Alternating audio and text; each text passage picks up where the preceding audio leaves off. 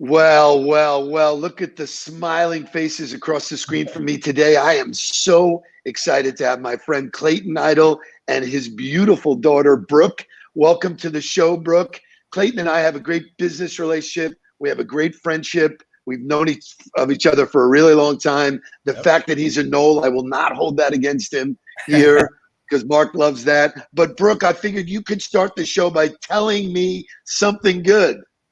Tell Steve something good. Okay. Speak up. Something good is about Daddy playing in my room happy. Yeah. Oh, that's great. Fantastic. So do you like having your daddy around? Yeah. Isn't that great?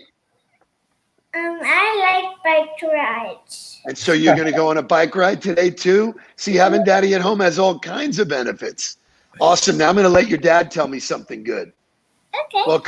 Welcome, my friend Clayton. Jump in, and it's your chance to tell me something good, brother. Yeah, Steve, I appreciate it. First, thanks so much for having us on the show. And, I'm sure you don't normally do your interviews with a 5-year-old sitting on someone's lap. But, hey, this is our new normal, right? Today is my day that we don't have any kid coverage. And my daughter doesn't go back to school until the 31st.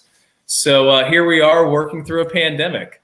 I think it's so awesome. You know, all the interviews I've done, to your point, I wouldn't have minded having a 5-year-old on there because, her perspective is everything is good right now, so that's awesome.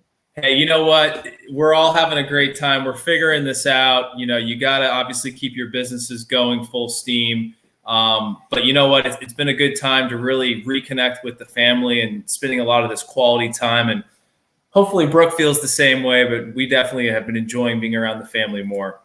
Awesome. So for the sake of my audience, please tell them sort of a little bit about your career journey. You are one of those guys that's a tremendous golfer. You are one of those guys that literally, I have never met anybody who said something bad about you. So you're one of the most likable people. So give my audience a little taste of, what your journey has been and what you're currently doing now. Yeah, absolutely. So first, thanks again. You're too kind with your comments. I'm about a 9 handicap. So anyone that's a really good golfer knows that, I can hold my own, but I'm nowhere near scratch material. Graduated Florida State back in 2005. You can actually see my Florida State wall behind me here in the office with some Bobby Bowden and Deion Sanders, some other guys, Anquan Bolden. Started my career in banking.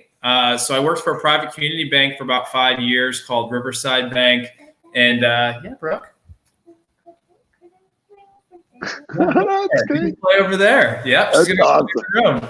go and was there and thought I was going to be a career banker. And the Great Recession hit in 2008. And that obviously shook things up quite a bit. My bank ended up going under and eventually getting acquired by TD Bank. And so I left, started a new journey, got into the sports arena and worked for the Miami Dolphins, managing a sales and marketing team, focusing on premium seating and some group outings for the Palm Beach County area. Really, really enjoyed my time there. And then that got me in front of the guys over at the Honda Classic and the PGA Tour, and was recruited to help run their corporate partnerships for 2 major PGA Tour events, the Honda Classic and the PNC Father-Son Challenge up in Orlando. If you're familiar with that one, played the first of December. And really enjoyed my time there as well. And then, you're the king of networking, so you know how that works. So I've always believed in making a lot of connections and networking. And sure enough, I get a call about 5.5 years ago from one of my old suite holders and is good friends with the owner of our company now, Mr. Gary Press. And he said, I'm starting South Florida Business and Wealth, and I need a guy to put some structure in place, lead the sales team, and run the day-to-day. So 5 years later, here we are, and we're having an absolute blast. Wow, it's been 5 years. So for the sake of my audience, Gary Press was my first college roommate. So, we have some fun talking about stuff like that. So obviously, obviously, the pandemic is a curveball that, everybody's had to learn how to hit. Speak specifically about your day-to-day managing your staff, managing your company, and managing yourself in really unheard of circumstances? Yeah, great question. So, I'm sure you've heard that word pivot quite a bit over the last few months. We like most companies had to pivot. This thing really hit hard. Our model is we've got a monthly publication. We have several publications, but I focus on the business side. So South Florida Business and Wealth is a monthly publication. We have a whole suite of digital assets that we do. And then we do about 2 to 3 events a month. And our last event we did was the first week of March. And we said, yeah, I know. And we thought, maybe this is going to last a month, maybe 2, maybe 3 months tops, and we'll be back up and running full speed. Well, early April hit, and we quickly realized that, this whole Zoom virtual events is going to be around for a very long time. So we had to pivot. And, I think we've done a pretty good job doing so. We're doing now 3 to 4, sometimes 5 virtual events a month, and they've been very successful. Great content for our readers and great for our sponsors. And as far as the sales team, we're working remotely. The office is still open, and we rotate people in and out, so that way we're practicing social distancing and hand sanitizers and masks at all times, which is difficult when you got people on the phone a lot. But we're working through it. I firmly believe we're going to be a lot stronger coming out of this than we were going into it, because the communication is at an all-time high.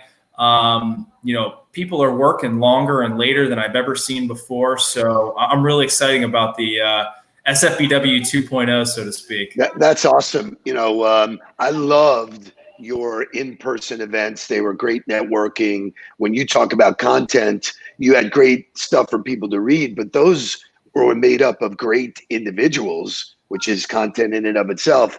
Speak to us, if you can, a little bit about what it's like creating, managing, and sort of delivering a virtual experience, because your events were so interactive and so cool. And so, what is that like? How do you deal with sponsor expectations? All those things that it takes to, you guys were great at delivering events. I sponsored one that was a tremendous one. How do you convert that to a virtual environment? Yeah. So, again, kind of looking back at, oh my goodness, this is going to be around for a while. We've got to really invest in good technology and enhance sponsor benefits and assets as much as possible.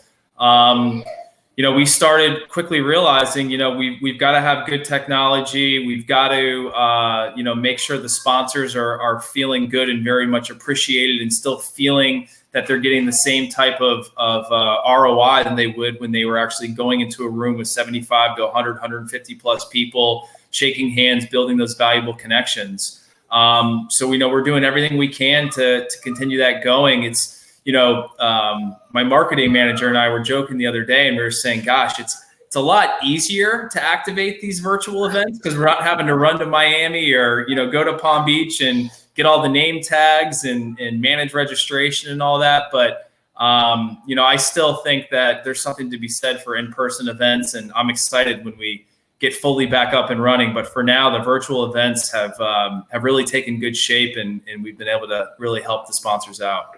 Awesome. I'm going to switch gears and talk about the sales process, if you will. We had the benefit of spending a good piece of time working together with you and your team. We talked about digital tools back then, and very similar to the rest of the universe, they sort of knew they were there. They were using them without anybody realizing that one day they would just put the brakes on and say, okay, that's the only thing you can use. So I want to sort of, have you walk through how the training helped you. What have you taken away, and what have you learned new, about yourself? Because managing yourself at home is a whole nother set of parameters. Sure. Well, I guess answering the last question, I've always been a self-starter, so working from home doesn't really affect me. I've kept the same routine. If anything, it's gotten better. I still wake up between 5 and 5:30, try to get a quick workout in, every other day or as much as I can, kind of splitting with my wife, who gets the morning workout. We've got 3 kids under the age of 6, so it's packing lunches, it's getting them dressed, getting them breakfast, getting them out the door wherever they're going for the activity. And then it's just working hard all day. They get home and then we put them to bed, and it's back at it at night for a couple hours, getting ready for the next day. So Love it. That really hasn't affected us or me too much. But it's funny, the timing of working with you, and I'm not trying to give you a plug, but I'm going to have to give you a plug because it couldn't have been better for us, Steve. You instilled using LinkedIn, using Zoom, using Vidyard, using all these technologies that my team was maybe partially using or not using at all. And I was maybe using a little bit. I mean, I've always enjoyed using LinkedIn and I've used it for several years, but I wasn't big on kind of what we're doing right now. And you're right. Everyone's been forced to do this. And we were a leg up on I would say most people in the marketplace, because we already knew how to use Zoom, and we were already prospecting through LinkedIn and connecting with people through LinkedIn and other social media outlets. So, kudos to you, and you were ahead of the curve. And thank goodness you were, because you helped us out a lot. What's interesting, and obviously I get to work with lots of sales teams, and the work that we did together was great. It makes me feel good that it was instilled in you, and then boom, when it was ready, when you needed it, it was there. But it's so much more efficient. One of the things I was driving home was that being in sales was really hard. You had to cover a lot of ground. You spent a lot of time in the car. Living in South Florida, you have traffic and all kinds of things that are impediments to keeping your time manageable. And now all of a sudden, like for me, I haven't worn pants in 6 months. So so it's like what are you wearing now, Steve? Shorts. Hopefully there's something underneath there. I do my blazer in the morning. I put my blazer on every morning, trying to keep that, for our daily huddle. So great. I love that we've touched on a bunch of business related things. And for those that don't know about the Business and Wealth magazine, can you share how they can find it, how they can get it, how they can see it? Because I do want them to know that. Yeah, absolutely. No, I appreciate you giving us the opportunity to speak a little bit more about the business. I mean, South Florida Business and Wealth, we've been around. We're so exciting, celebrating our 6-year anniversary this year, part of a larger company called Lifestyle Media Group. And really, Steve, I mean, I know you know this, but for everyone listening in, we help connect our clients to the top area executives in South Florida. And we do that several different ways. Most people do know us by the publication, reaching several thousand CEOs and other C-suite, senior level executives, business owners in the Tri-County, South Florida area.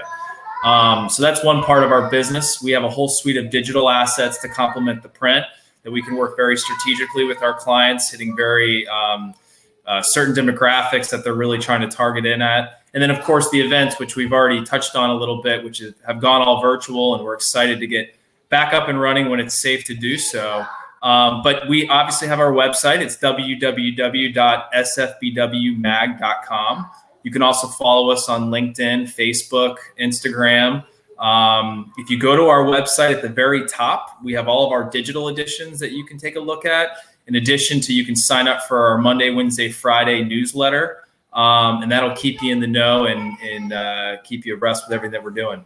Yeah, you've done some great features on what's happening in the marketplace, the people who are driving those decisions. And the one thing I can share with the audience is that you provide unprecedented access. I applaud Gary and you and the team, because clearly that's the number one metric in the marketplace as a sales professional, is that if you can't get access, you can't get heard. So kudos to you and your team. I'll switch gears one last time, and let's talk about you, the human being. So, for lots of my peers, working from home was all of a sudden like, well, I needed an outlet to get away from my wife or get away from my kids, or, so merging all of these personalities and everything together. What are some things you learned about yourself that you put into practice that have helped you keep sanity, if you will?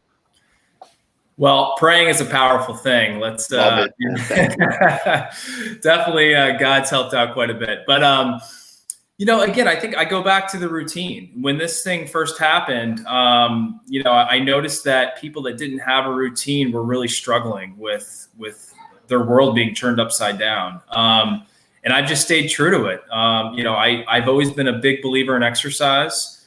I mentioned faith. I've always been a big believer in faith. Constant communication, communication with the team at work, with my wife, with my kids, letting them know what's happening. You just got to stay grounded and stay positive, and good things will happen. And good things have happened through the pandemic for us. I'm so happy you brought up faith. It's a really, really important, metric of personal growth and business growth and all like that. So in our closing minutes, what would you want to share with the audience about any of the topics we discussed? Bring us home with one more. Tell me something good. Let's see. Now you kind of put me on the spot. And if you don't, that's okay. It's all good. This is casual. I just thought there might be something kicking around, that some observation, something about the Knowles, because there's some craziness going on up there. Yeah, there definitely is. I mean, I think for all the sports fans out there, let's hope that there's some sort of a football season to be salvaged this year. I know some of the big Power 5 conferences have already made their decision to cancel fall football, and at least the ACC and the SEC and the Big 12 are still powering forward for now. And I really hope to be able to watch the Knowles and watch the Dolphins and NFL football, this coming the next couple months here. But no, other than that, Steve, I've really enjoyed my time talking to you, and thanks again for having me on your show. And hopefully it wasn't too big of a distraction with my daughter singing in the background. No, actually, I bet you the audience calls for more of Brooke, man. Yeah, right. We want Brooke. She's the real show. Yeah. She's the real show. Well, thanks for spending time. I know you're busy, but I value our friendship. You left some great nuggets here today, and thank you for spending time with our audience. Yeah, no, Steve, thanks again. I really appreciate it. And, again, taking another page out of your book, I said, I'm going on Steve's show today. What should I do? And I was flipping through your book, and I said, drink something green. So I had a good green shake, and it set the tone for perfect energy today. So thank you for that. You were great. You were a great guest. We'll do it again sometime. Thank you. Give all the kids a hug and a kiss. Thanks, brother. I will. Thanks, Steve. Bye. Have a good day.